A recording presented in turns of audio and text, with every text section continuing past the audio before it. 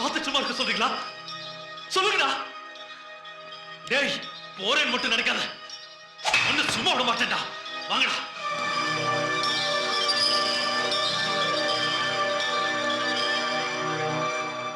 ஏன்டா இப்படி பண்ண?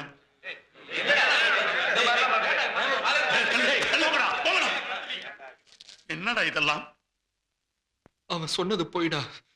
மினி அப்படி சொல்லியிருக்க மாட்டான். வேண்டாம், அவளும் வேண்டாம், அவ பல போன காதலும் வேண்டாம்.